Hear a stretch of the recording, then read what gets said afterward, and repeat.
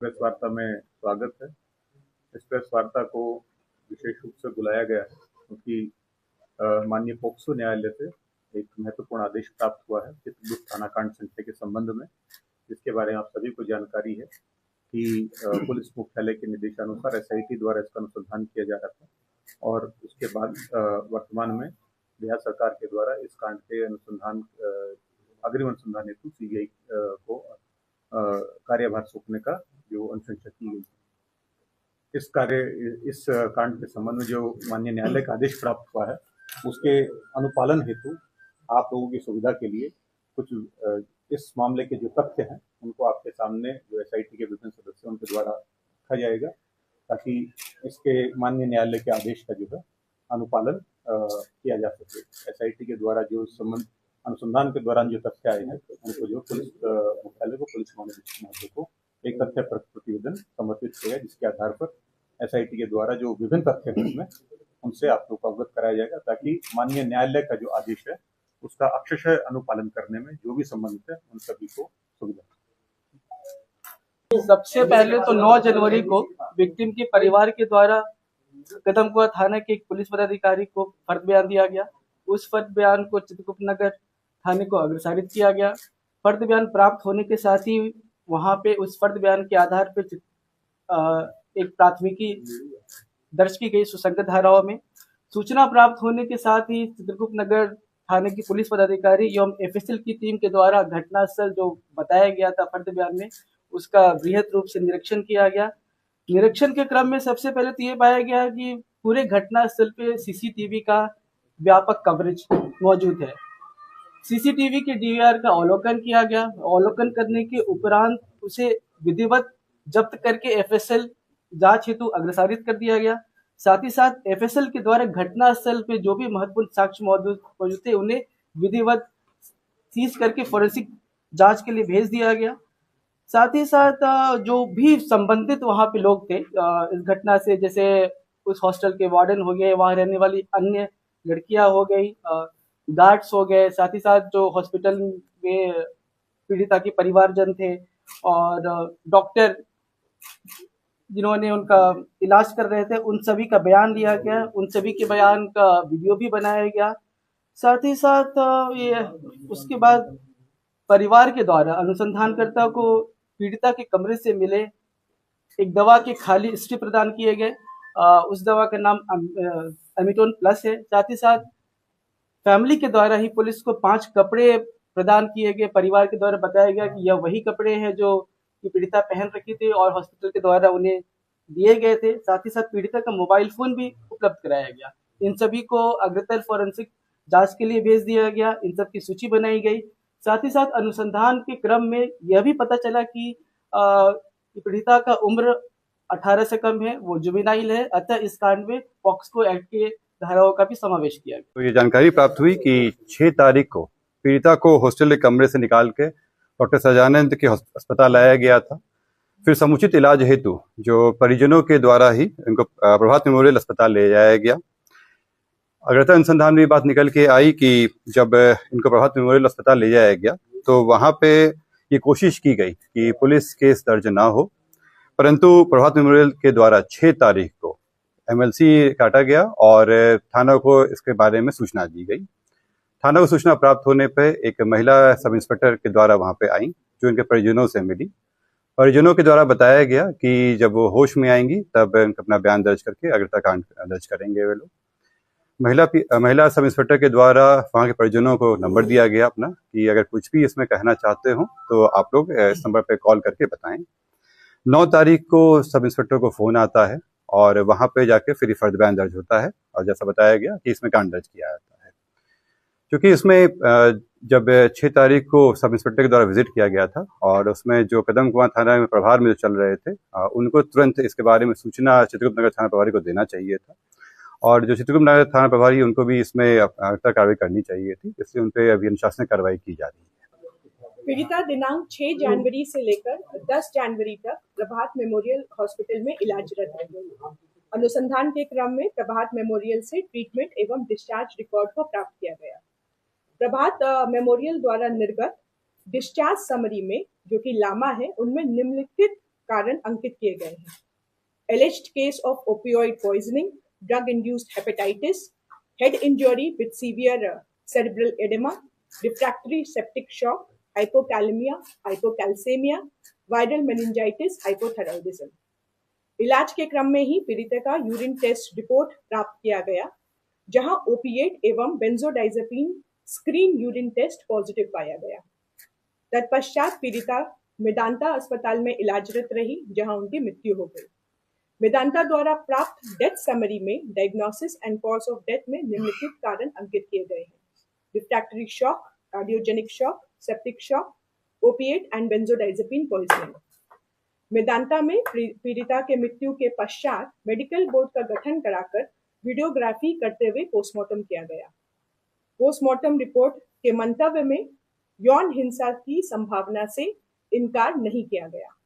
प्रभात memorial अस्पताल एवं मेदांता से प्राप्त medical records, PM report, PM video को पटना एम्स में स्पष्ट मंतव्य हेतु अग्रेसारित किया गया है।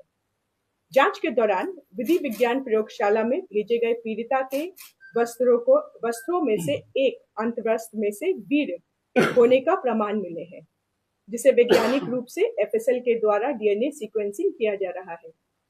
एसआईटी टीम के द्वारा जांच का दायरा बढ़ाते हुए माननीय न्यायालय से आदेश प्राप्त करने के पश्चात अन्य संभावित संदिग्धों का डीएनए सैंपलिंग कराया जा रहा है। विक्टिम अपने फैमिली, जिसमें उसके माता पिता और भाई है, उसके साथ पटना स्थित हॉस्टल से जहानाबाद एक गाड़ी से जाती है, स्कॉर्पियो गाड़ी से। इस बात का सत्यापन फैमिली मेंबर्स के बयान से भी होती है। जहानाबाद जाने के क्रम में जहानाबाद में ही अरवल मोड़ पे उनके द्वारा गाड़ी रोककर एक मेडिकल स्टोर से कुछ मेडिसिन खरीदे जाते हैं पीड़िता और उनके फैमिली के द्वारा। उन मेडिसिन में अमिटोन प्लस भी था, उसके साथ कुछ अन्य भी मेडिसिन थी। इसका सत्यापन जो हमें स्ट्रिप मिले थे उनके परिवार के द्वारा जो सुपुर्द किया गया था, उसके बैच नंबर से उसका मिलान किया गया। बैच नंबर के मिलान करने से यह पाया गया कि यह उसी बैच नंबर की दवाएं, साथ ही साथ पीड़िता के यूपीआई बैंक अकाउंट से भी इसे वेरीफाई किया गया। उसके साथ साथ इसका सत्यापन दुकानदार के बयान, साथ साथ फैमिली मेंबर के बयान से भी हुआ। इससे यह स्पष्ट होता है कि यह मेडिसिन फैमिली के द्वारा उस दिन जहानाबाद अरवल मोड़ के पास एक दुकान से खरीदी गई थी, जो बाद में फैमिली के द्वारा पुलिस को हैंड ओवर किया गया था। साथ ही साथ हमें पीड़िता का मोबाइल मिला था, जिसकी फोरेंसिक जांच कराई गई। फोरेंसिक जांच में काफी सारे तथ्य निकल कर आए। उसमें से एक महत्वपूर्ण तथ्य यह है कि 5 तारीख को ही उन्होंने उसी अमिटोन प्लस की केमिकल कॉम्बिनेशन को सर्च किया था, जो उसका सॉल्ट होता है। साथ ही साथ ये पूर्व में भी पीड़िता के द्वारा काफी कुछ 24/12 को मोबाइल में सर्च किया गया था, जिसमें कुछ महत्वपूर्ण बातें हैं: way to buy cyanide poison tablets, sleeping pills इत्यादि इत्यादि। साथ ही साथ हमें अनुसंधान के क्रम में हॉस्टल के रूम से एक पीड़िता की पर्सनल डायरी भी मिली है। डायरी का भी विश्लेषण किया गया है। डायरी में जो उन्होंने जो बातें लिखी है, उससे ये पीड़िता की मानसिक स्थिति एवं उनके जो परिस्थिति थी घटना होने के पूर्व, उसके बारे में महत्वपूर्ण जानकारी मिलती है। डायरी को भी एफएसएल जांच के लिए भेजा जा रहा है। इसमें एक जो हॉस्टल का जो सीसीटीवी फुटेज है, उससे संबंधित डीवीआर को सीज किया गया और डीवीआर का एनालिसिस के लिए एफएसएल में भेजा गया, जहां से एफएसएल के द्वारा कंफर्म कराया गया कि ये जो वीडियो है वो लगातार है और इस वीडियो में कहीं भी किसी तरह का भी छेड़छाड़ नहीं किया गया है। ये वीडियो जो है वो पूरे अल्लाह जगहों का लगाया गया है, जो जितने भी रास्ते हैं सब जगह कवर करता है। इसमें जब देखने से ये पाया गया कि दिनांक 5 तारीख को दोपहर के करीब 3:30 बजे के आसपास पीड़िता हॉस्टल में ही रहने वाली एक अन्य लड़की के साथ हॉस्टल में आती है, स्टेशन से यहाँ पहुँचती है और अपने कमरे में जाती है। कमरे पे जो गेट एंट्री है उस पर फुटेज वगैरह है। इसमें दिखाया जाता है कि वो केवल 2 बार 2-2 मिनट के लिए निकलती हैं, जो बाथरूम जाती हैं और वापस आ जाती हैं, और उसके बाद कंटिन्यूसली जो है वो अपने कमरे में ही रहती हैं। उनको अपने कमरे से न कभी निकलते देखा गया, ना ही किसी अन्य लड़कियों के द्वारा ये सूचित किया गया कि कोई व्यक्ति वहाँ पे आया है। घटनास्थल का वहाँ का जब भौतिक निरीक्षण भी किया गया है तो पाया गया कि ये जो कमरा है वो 3रे फ्लोर पर स्थित है और अंदर में एक छोटी सी खिड़की है जिसपे जाली लगी हुई है और कमरे में आने के लिए केवल एक दरवाजा है जो सामने कॉरिडोर से आता है, जिस पे सीसीटीवी आच्छादित है। इसमें जब आगे एनालिसिस किया गया तो देखा गया कि 6 तारीख को सुबह में करीब 9 बजे के आसपास हॉस्टल की वार्डन जो आती हैं वो पीड़िता को नाश्ता करने के लिए जगाती हैं, परंतु वहाँ अंदर से कोई जवाब नहीं आता है।